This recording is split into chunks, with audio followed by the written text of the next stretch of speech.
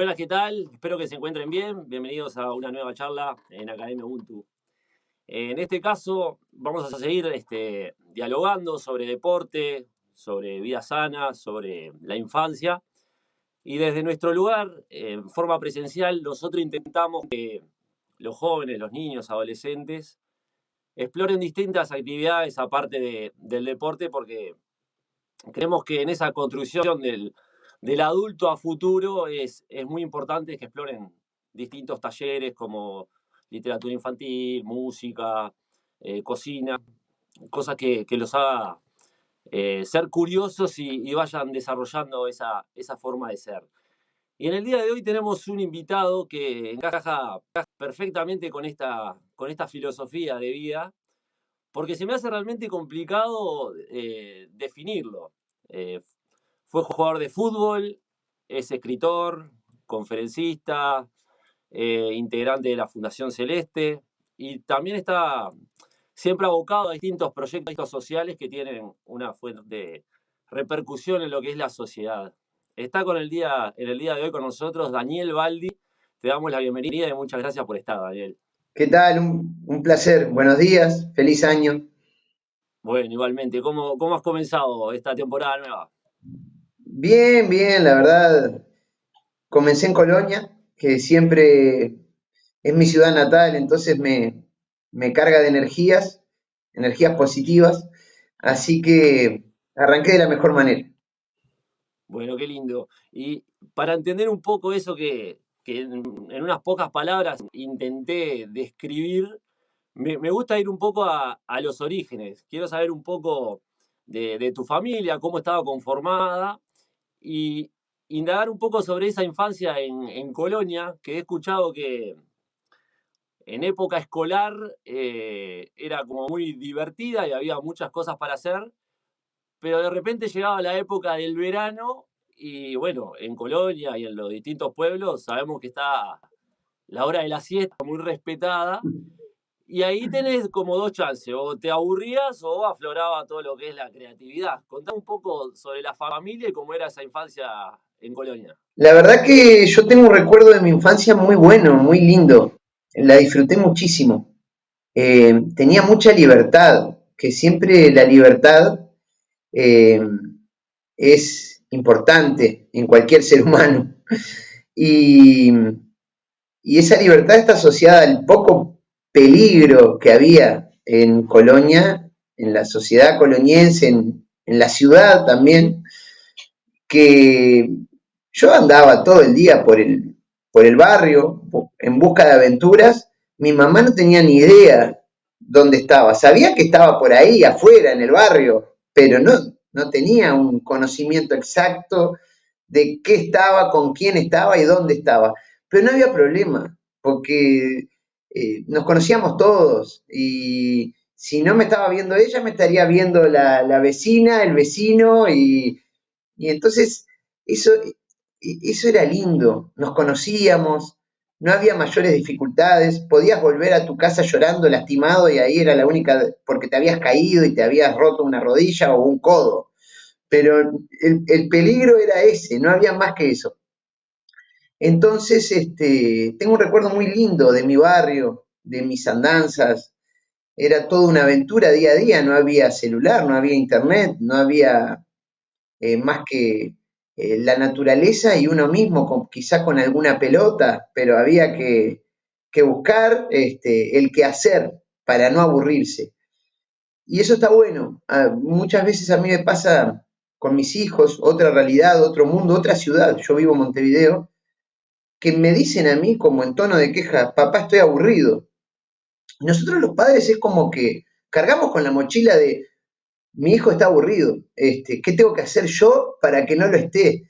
Y yo creo que le hacemos un daño en definitiva al niño, primero viendo como al aburrimiento como el malo de la película, como que sea una sensación que ellos no deben transitar por ella. Mentira, justamente en el aburrimiento es donde uno empieza a generar estrategias personales para escapar de él. A nadie le gusta estar aburrido, pero bueno, Problema tuyo si estás aburrido, buscá qué hacer. Ah, bueno, dame el celu. Bueno, a veces te lo doy, obvio, no soy un radical que cree que no deben tener celu. No, es imposible. O sea, hoy día tienen el celu, pero no todo el día. Y hay que dosificar las cosas. Y en esa dosis de sí, tener un rato el celu, ahora no hay celu, y ahora no sé, y fíjate qué tenés que hacer y por qué no lees y eso. Bueno, a mí me pasaba eso un poco en esas tardes de verano. En la época en que había clases en Colonia, uno estaba más ocupado, yo iba a clases de la escuela, obviamente, después tenía que hacer deberes, iba a clase de inglés, iba a práctica de fútbol, tenía el día más ocupado, entonces por ahí no había tanto dilema en eso. Pero en verano, tiempo libre, día libre, a mí me encantaba ir a la playa, todo, pero había un momento sagrado, te diría un poco que hasta el día de hoy sigue siendo sagrado en el interior, que era el momento de la siesta. Y ahí no podías andar en el barrio ni yendo a casas porque había que dormir, había que hacer silencio, había que estar en silencio. Entonces, yo me acuerdo que a eso de la una por ahí, mis padres, que mi papá trabajaba en el Banco República, mi mamá maestra, también tenía los veranos libres por ser maestra, pero bueno, también la siesta era sagrada para todos. Entonces a eso de la una de la tarde se iban a dormir a las 7 y me decían no podés salir por el sol y demás y por no andar en el barrio haciendo ruido y te tenés que quedar acá en casa en silencio. Ni siquiera podía prender la tele. Entonces, bueno, las horas se hacían difíciles ahí. No era una hora, no era de 1 a 2, era como de 1 a 4. Y, y ahí había que crear estrategias para poder sobrellevar ese difícil momento del día. Y yo creo que ahí comenzó un poco la imaginación, ni que hablar, fomentada y ayudada por la lectura. Ahí comencé a leer, en esas tardes de verano comencé a leer, pero no era que yo tenía ganas de leer, yo le escapaba a la lectura como cualquier niño. Pero bueno, en esos momentos libres empecé a familiarizarme con la lectura, al principio revistas, después pasé a libros y comencé a desarrollar un mundo interior gracias a la lectura que me ayudó y me ayuda hasta el día de hoy. Qué interesante lo que decís y tocaste un montón de temas, porque era otro mundo y había mucho menos elementos a los que acudir en esa tarde, porque ¿cuántos juguetes tenías en tu cuarto? Seguramente, no sé, algunos pocos. Era distinto a lo que es hoy, que en general los niños como que a veces tienen demasiados juguetes, estímulos, y a veces se terminan aburriendo porque no saben ni qué elegir a veces. Totalmente. Aparte, eh, cuando les das el celular, yo me pongo a ver a veces qué es lo que están viendo, obviamente, y son cositas que demoran de a 4 segundos, 3 segundos. Son cosas que les hablan de uñas, yo que tengo hijas, uñas, pelo, ropa, pero demoran 4 segundos. Entonces, el foco de atención es tan ágil y tan dinámico que ya donde demore 1 minuto algo, ya se les tornó como aburrido y largo. Y eso es tremendo eso, en realidad es dañino eso, porque No no sostienen la existe, concentración. no les está desarrollando, no pueden seguirte un diálogo después por más de 10 15 minutos porque ya su foco atencional no está acostumbrado a eso y se empiezan a desconcentrar con una facilidad que es peligrosa, porque no, es mentira eso que uno debe estar concentrado en algo por escasos segundos. Uno tiene que sostener una concentración a veces de 1 hora, 2. Bueno, soy amigo no, conocido de gente que ahora, pasado mañana, va a intentar cruzar el río de la Plata y tenían que entrenar nadando, que nadando es el agua y vos, durante 6 7 horas por día. Y es una demanda física impresionante, pero es una concentración mental. El no aburrirte ahí es vital. Claro, sí, tantas horas.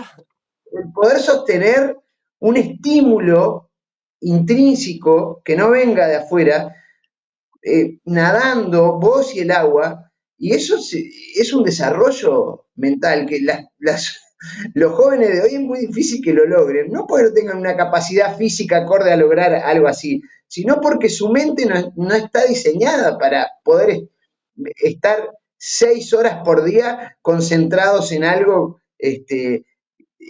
digamos, que ellos generen en su pensamiento, ¿no? Sí, sí. Y bueno, en ese caso es un montón de tiempo, pero viste que en distintas actividades, si vos te parás frente a un grupo a hablar y de jóvenes, si no tenés un mensaje como concreto, conciso y apoyado visualmente con imágenes, tiene que más de 10, 15, 20, 15, 20 no te sostienen. O sea, tiene que ser como muy, muy directo y Mira, conciso. yo voy a dar charlas permanentemente a escuelas y liceos y no llevo imágenes, voy y hablo, quiero sostener un diálogo con ellos.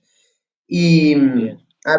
a veces se me hace más fácil, otras más difícil, yo voy viendo, y, pero intento eso, justamente, captar la atención y sostenerlos con un ida y vuelta, un diálogo que a ellos, y a veces les cuesta horrible, pero se enganchan, o sea, uno tiene que apostar a eso, tratar de que ellos puedan sostener, porque hoy o mañana lo van a necesitar, o a la larga o a la corta, pero van a necesitar estar focalizados entendiendo una explicación.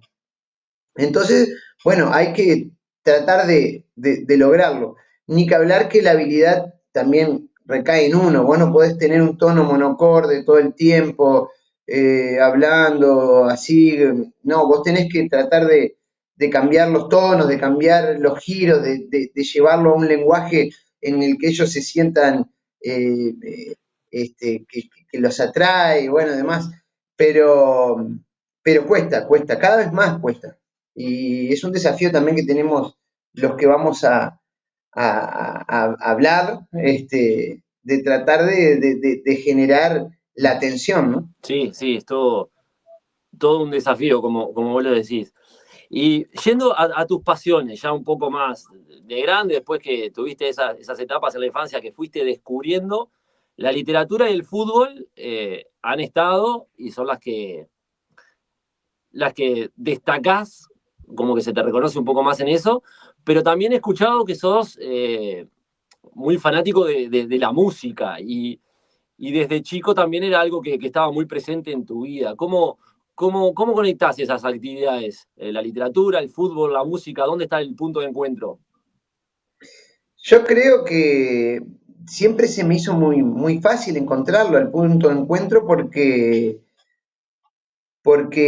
desde muy temprana edad mi vida estuvo ligado a ellas. A mí me parece muy vacío cuando un joven, un niño o un adulto, este, dicen que les gusta una cosa, por ejemplo. A mí me pasa mucho con el fútbol, que dicen, quiero ser futbolista, me gusta el fútbol, qué bueno, me siento reflejado en ese discurso, y qué más te gusta. Y como que les cuesta encontrar algo más. Y ahí sí me parece muy vacío porque lo linda que es la vida, las cosas que tiene ahí, vos nombraste 3 pasiones que sin duda desperté, ya te digo, casi que desde niño. Y eso que no soy hijo de gente de padres que escucharan mucha música, pero soy el menor de 3 hermanos, mis hermanos sí escuchaban un poco más de música. A mí siempre me gustó la radio. Yo no tenía tele en mi habitación, sí tenía radio, y, y me hacía imaginarme la radio. Los relatos de fútbol me hacían imaginar un partido que capaz que no coincidía con el partido real, pero me encantaban los relatores. Yo podía escuchar, por estar en Colonia, relatores argentinos y también relatores uruguayos. Cada uno con su estilo son espectaculares, son ponderados a nivel mundial los relatores de fútbol. La radio es una pasión también que yo desperté. De hecho, cuando llego a Montevideo, que vengo a jugar a la cuarta de Peñarol, inmediatamente me anoto con Cristina Morán para estudiar locución radial y me recibí, soy locutor radial, porque fue- siempre la radio fue algo que me encantó, pero no solo escuchar el locutor, sea de lo que sea, puede ser de deporte, puede ser de política, puede ser de música, puede ser de experiencias de ellos, del debate, el diálogo, lo que sea, me engancho, me gusta escuchar radio. Y, y la música ni que hablar también, también. Por suerte las radios argentinas tenían programas buenísimos. Yo me acuerdo de escuchar mucho en mi adolescencia la rock and pop, a Mario Pergolini, a Juan Di Natale, a Eduardo de la Puente, eh, bueno, un montón, como era Juan Di Natale. eh, Era gente excepcional, excepcional, cómo te enseñaban de bandas de rock, a mí me gusta mucho el rock, justo tuve la suerte de que en esa época Argentina llegaban todas las bandas del mundo, Rolling Stone, U2 iban a cada rato, eh, y tantas otras. Yo era fan de los Ramones, aparte, entonces, imagínate, los Ramones era una banda casi que argentina, los fui a ver, todos fueron mis primeras experiencias yendo a Buenos Aires a ver recitales, tengo amigos de Buenos Aires, entonces siempre estuve muy ligado a eso. La literatura para mí ir a Buenos Aires era ir a librerías y quedar maravillado con la posibilidad que tenía de comprar decenas y decenas de libros. A mí me gustaba mucho el género de fantasía y de terror. Stephen King en la época mía de liceal eh, era el sumum y en Argentina conseguía todos sus libros y ediciones que no llegaban acá a Uruguay a veces. Entonces, cuando tenía la chance de cruzar el charco, como dicen que era muy de vez en cuando porque valía muy caro el pasaje, eh, para mí era como estar en Nueva York, era una cosa impresionante. Y, y entonces siempre tuve esas diferentes curiosidades e intereses. Entonces me parece tan vacío solo hablar de fútbol, solo practicar fútbol, solo ver fútbol, tan reducido que digo, qué lástima, qué manera de no fomentar otras cosas. Entonces siempre trato de utilizar el fútbol, que sé que es algo tan pasional y tan masivo, para abrir cabezas y para llevar a aquel lector que me empezó a leer solo porque le gusta el fútbol, llevarlo a otros mundos, a otras cosas, a otros lugares, y que genere también reflexión la lectura, que no sea un cuentito de fútbol. De hecho, cuando me dicen, sos escritor de fútbol, y yo digo, mira, creo que no, justamente. Utilizo el fútbol para hablar de un montón de otras cosas. Y si lees mis libros, están muchas veces el fútbol es hasta algo decorativo en la historia, ni siquiera tiene mucha trascendencia el tema fútbol. Yo creo que es un artilugio a veces para captar la atención de esos lectores que suponen que lo único que les gusta es el fútbol y sin embargo no es lo único y lo he comprobado. Está buenísimo y sí, es clarísimo que utilizás en este caso el deporte para comunicar de otros temas, que esos sí terminan siendo los relevantes y los que te llevan a pensar. Y repasando tu carrera, en este caso de futbolista, vos te retirás joven, con 29 años te retirás, ¿no, Daniel?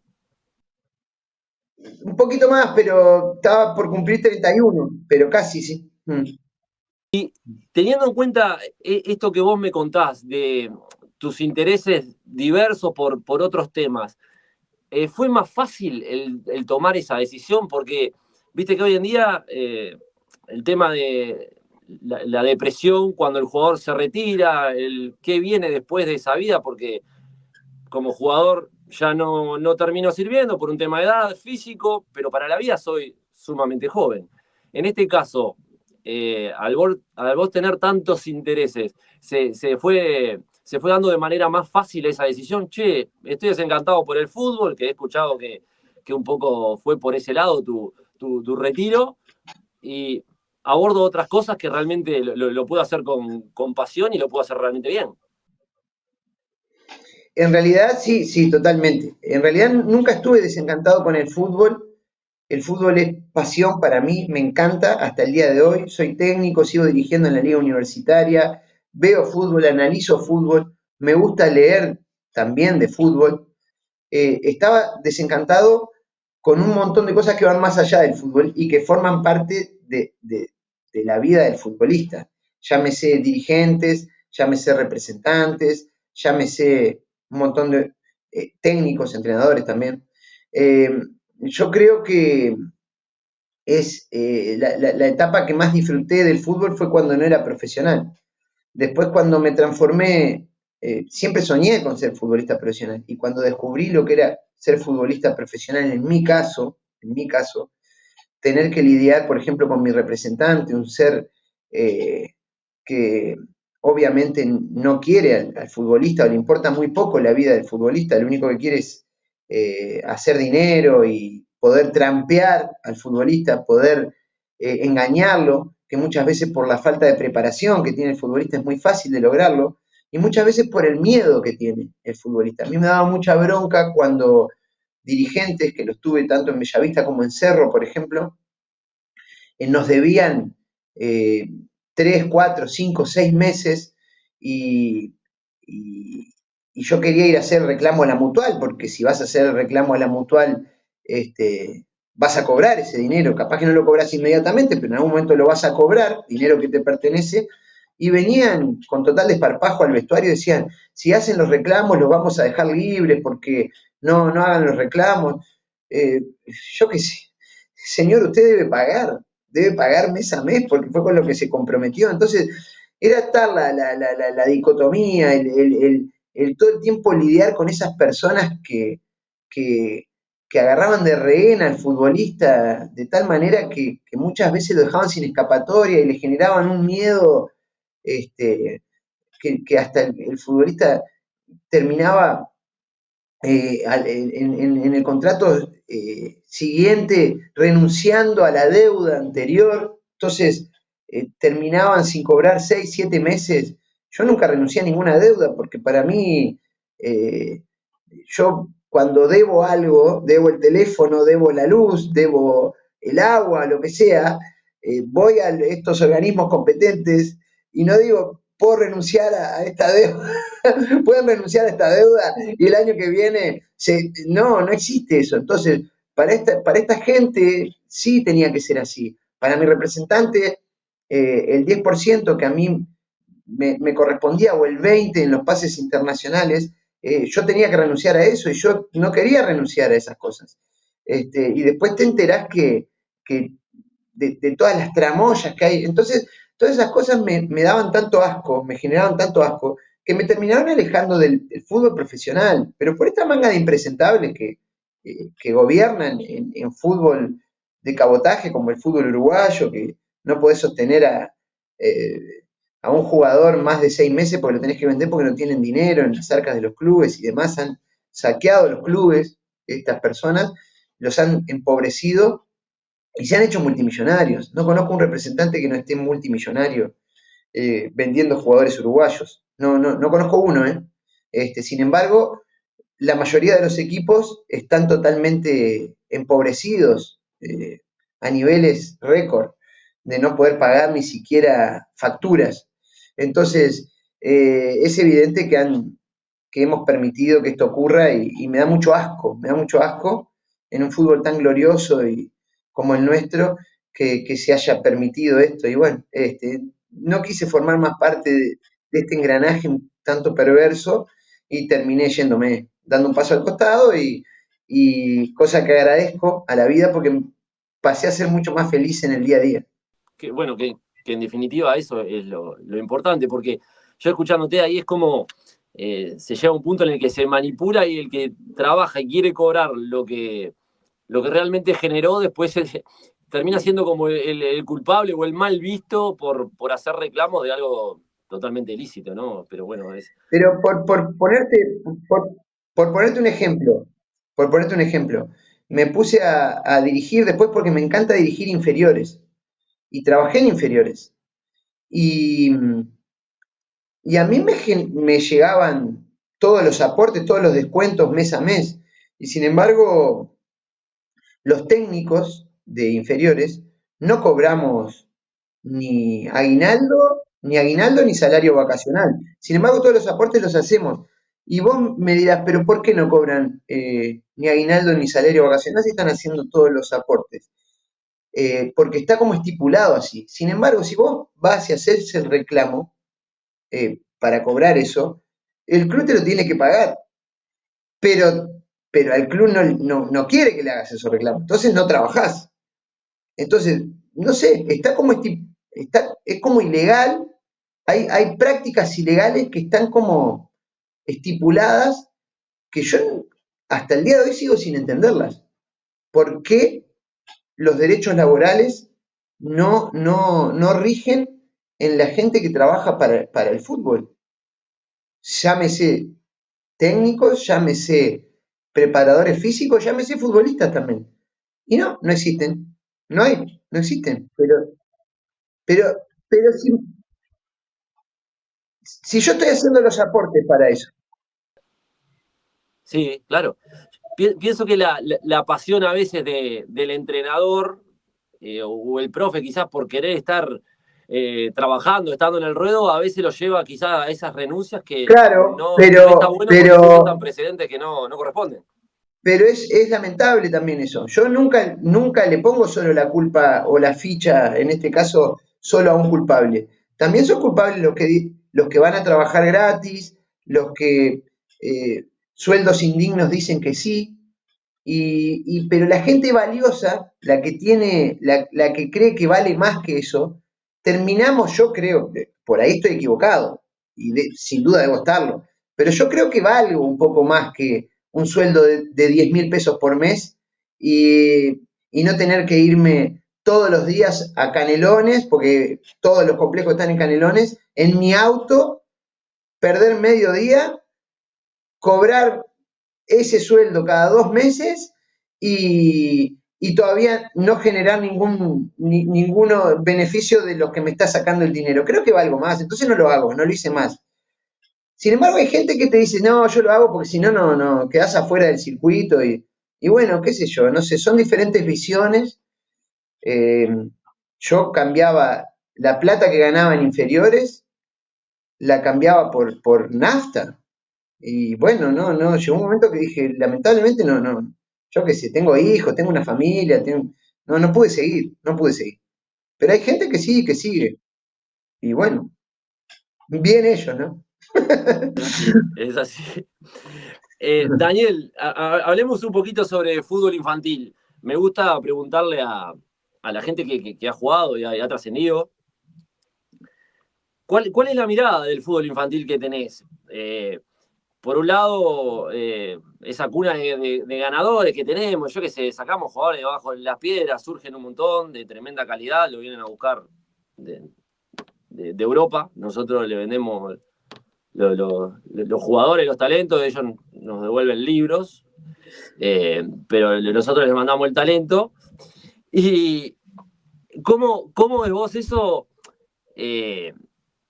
para el resto de los que no llegan, ¿no? O sea, ¿qué mirada hacemos? Porque llegan muy poquitos y el resto son integrantes de nuestra sociedad. Y el mensaje que se genera, los que estamos metidos en el fútbol conocemos un poquito cómo es, y no está bueno para ese resto que no pasa ese filtro. ¿Cómo es tu mirada hacia ese fútbol infantil? Eh, bueno, el fútbol infantil, uno supone el baby fútbol, pero también yo quiero englobar en esto el baby fútbol y un poco también, sobre todo las primeras edades de lo que ya son las inferiores, ¿no? Eh, Primero que nada, es cierto que Uruguay exporta un montón de jugadores, pero la realidad es inalterable. La estadística no la estoy torciendo. Todavía siguen llegando menos del 5%, mucho menos del 5% de toda una generación de futbolistas. Entonces, si te pones a ver eso, no es tanto los que llegan. Es más, es muy pocos. Pero si a esa estadística le agregamos la estadística de quienes logran vivir del fútbol, de lo que generaron en el fútbol, después que se retiran, a los 30 y pocos años, ahí el número empieza con un cero, 0, entonces es muy poco, es casi nada, casi nada. Y te voy a decir algo más. Es cierto que tenemos muchos talentos y que exportamos talentos y todo lo que quieras, pero los exportamos mal, con unas bases espantosas, con una formación mala, y son ellos, los europeos, los que después se encargan de afinar ese producto que le tiramos, que lo único que tiene es condiciones, pero que no se ha trabajado. De hecho, Suárez lo vendimos y se tomaba, Luis Suárez, ¿no? Se tomaba 2 litros de Coca-Cola por día y lo primero que hicieron en Europa es, mire, usted vino acá a un fútbol profesional, tiene que cortar la Coca-Cola. Entonces nadie acá le había dicho que le había exigido que parara de tomar y se había ido de Nacional, de una primera, de un equipo grande, ¿no? Y se fue con el hábito de tomar 2 litros de Coca-Cola por día. Todavía hoy día en un equipo grande de acá de Uruguay hay que hacerle firmar cláusulas a los jugadores que no pueden salir de noche y que deben alimentarse acorde a un régimen profesional. O sea, hay cosas que parecen que son del 1925, ¿no? No sé, del 1925 era amateur todavía, pero bueno. Entonces, no se apuesta. Te dije que un técnico de las inferiores cobraba 10.000 pesos. Bueno, hoy día debe estar, eso era lo que cobraba yo hace 5 años atrás. Hoy día debe estar en el doble, un poco más. Sueldos indignos. Yo entrenaba en las inferiores de Racing de Montevideo, en una cancha que no tenía pasto. Las inferiores de Racing, hasta hace 5 años atrás, entrenábamos en una cancha sin pasto. Nos daban 10 pelotas al principio de año. No estoy faltando a la verdad, por eso hablo sin problema y no quiero señalar a nadie como culpable. Simplemente estoy describiendo una realidad. En las inferiores de Racing, de un equipo profesional de la A de Uruguay, me daban 10 pelotas en enero y me decían, cuidalas que son las 10 pelotas con las que vas a trabajar durante todo el año. Obviamente en junio ya no tenía 10, tenía 6 y terminábamos el año con 3. Entonces, está mal, está mal. Por eso la SAD están ganando tanto terreno, porque vienen con un poco de dinero y ya al menos el problema de las pelotas no existe. Bueno, tenés 30 pelotas, tenés equipos y canchas con pasto. Bueno, ya ganaste un montón ahí, ya ganaste un montón. Nosotros acá dicen fútbol lento. ¿Y qué querés si muchas veces en las inferiores necesitas primero parar la pelota y esperar que te pique bien? Después que te picó bien, intentar dar un pase acorde y que entonces es todo más lento porque estamos educados. Vos ves el fútbol español y, y el niño español siempre estuvo en buenas canchas, acordes a la exigencia que va a tener después. Entonces, acá cuando nos vamos hasta tenemos que adaptar nuestro cerebro a jugar más rápido. Todo nos cuesta mucho más que a un argentino adaptarnos al nuevo país en el que estamos jugando. Pero aún así es tal el grado de competencia que tenemos acá desde muy chiquitos, que nos acostumbramos a eso. Entonces somos muy competitivos desde muy temprana edad. Que eso nos juega a favor. ¿En dónde nos juega a favor? En la sub-20, en la sub-18, en la sub-17, hasta la sub-23 si querés. ¿Cómo no? ¿Podemos salir campeones del mundo en la sub-20? Sí, sí, claro, de hecho lo hicimos. Lo hicimos bien, ganando, todo. Pero ¿qué pasa con esos jugadores de la sub-20? Van a salir campeones después en la mayor y ahí es donde entran los procesos de formación serios que sí hay en otros países que no les importa salir campeones del mundo en la sub-20, les da lo mismo, ni siquiera la televisan. Acá hay un desmedido alboroto por la sub-20. Acá nos creemos campeones mundiales con la sub-20. Yo que viví en Europa y jugué en Europa, y yo qué sé, ni siquiera saben si está jugando la sub-20 un mundial o no. O saben, pero dice que bueno, lo que quieren es salir campeones de la mayor allá. Y Es por más, eso, Daniel, creo que si cruzás el charco, si te acordás la generación de Peckerman, pasaba saliendo campeón y en Argentina no le daban la dimensión. no pasa nada. Lo que pasa que nosotros hoy día podemos aspirar a ser campeones del mundo de la sub-20, pero por ahora estamos lejos de la mayor. ¿Pero por qué? porque las grandes potencias quieren salir campeón de la mayor y hacen un trabajo piramidal acorde a tener posibilidades de que ese individuo con 23, 24, 27 años, ahí recién explote. Acá ya lo hacemos explotar con 17, ya tienen que ser hombres porque hay que venderlos. Se tiene que ir ya. En Europa no les importa eso. Con 17 años todavía está en la etapa madurativa ese jugador. Acá con 18 ya lo tenemos que venderlo. Y por suerte los vendemos, porque lo forman mejor allá. Porque les dan interés. Yo estuve hablando con con los profesionales que forman a los chicos en Barcelona, y la otra vez mi hijo fue al Celta de Vigo, estuvo 2 meses practicando en el Celta de Vigo. Hay muchísimo cuidado en la formación, pero cuando digo muchísimo cuidado, no es solo con los técnicos que son cracks, es con los profes, con los psicólogos, con los nutricionistas, con las familias, con la educación, poner centros educativos en el mismo lugar donde el chico va a practicar fútbol. Acá lo hacemos ir a entrenar cerca del Concar, que se tenga que tomar 3 ómnibus a veces para llegar, y después que tenga que ir a hacer el liceo, se tomen 3 ómnibus más a la otra punta de Montevideo, termina el día ese joven que no quiere saber más nada, porque lo mataste a palo, estuvo 4 horas encima de un ómnibus, y todavía le pedimos que rinda en el fútbol y que rinda en el estudio. Es imposible, es imposible, es imposible.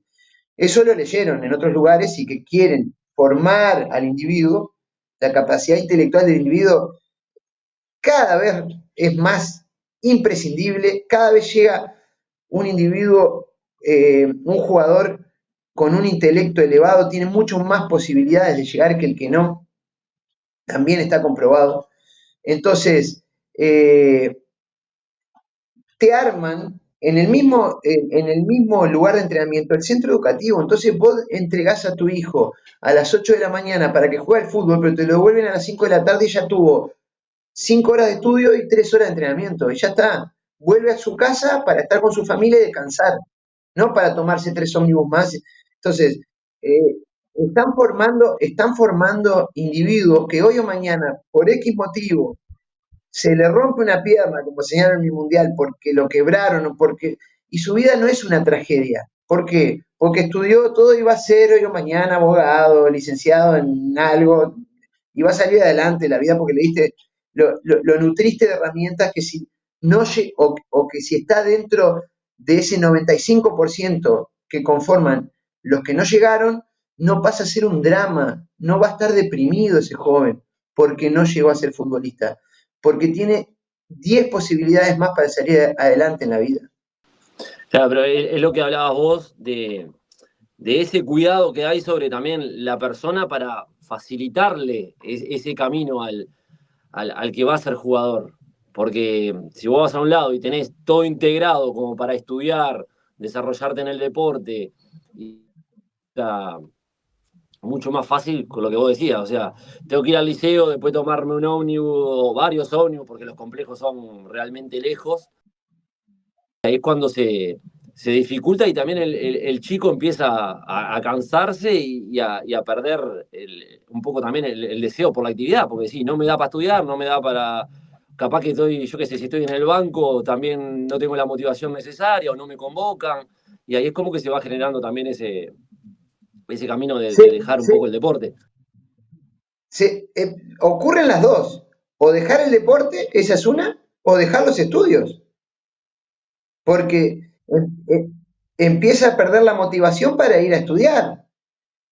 Vos fijate, la otra te digo, le está yendo bien en las inferiores, es codiciado, es bueno, tiene proyección y tiene que hacerse 2 horas y estar 5 horas en el liceo y después hacer los deberes y estudiar para los escritos. No, olvídate, ya está, ya está.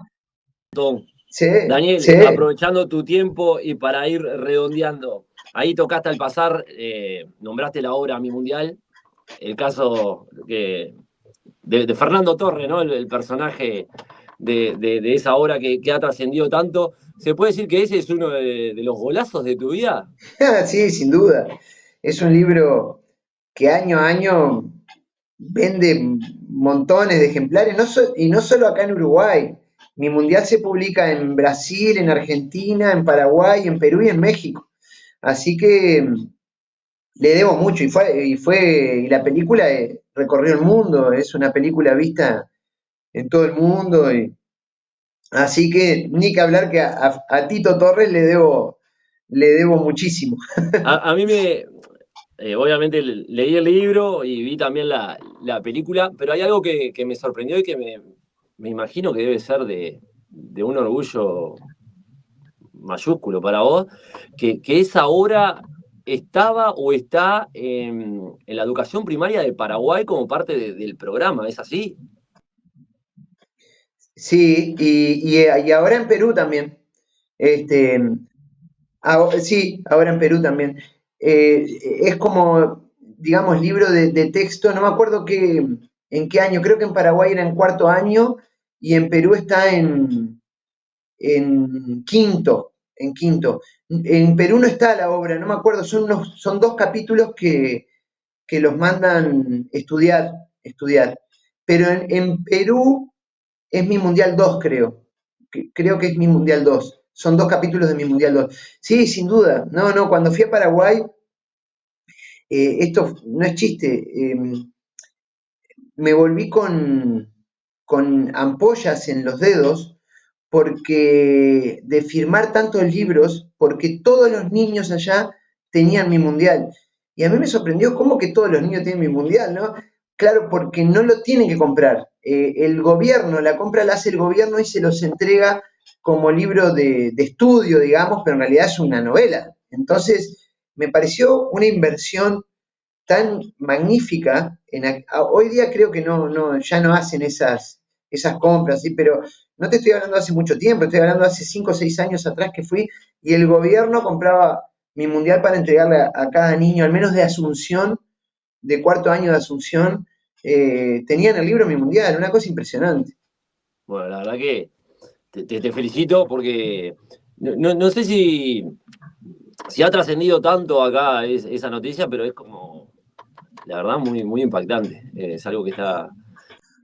Sí, lo que pasa es que a veces no trasciende porque capaz que le piden a los gobiernos de acá, los de antes y los de ahora, que inviertan un poco en este tipo de cuestiones y muchas veces no ocurre. Muchas gracias, la verdad ha sido un placer hacer esta entrevista desde nuestro espacio Academia Ubuntu que recién estamos comenzando. Este tipo de personas, como es tu caso, nos identifican mucho a nosotros y creemos que el camino de unir el deporte, el arte en general, me parece que es una combinación muy linda y que ayuda a la sociedad, a los niños de nuestro presente que van a ser el futuro de nuestra sociedad. Muchas gracias, Daniel, por estar. Bueno, no, un gusto. La verdad que estos espacios así a mí me encantan, cada vez existen menos, cada vez hay que hacer notas más cortitas y hablar lo menos posible. Y bueno, así que el agradecido soy yo en esta ocasión. Bueno, muchas gracias, Daniel. Un abrazo. Abrazo.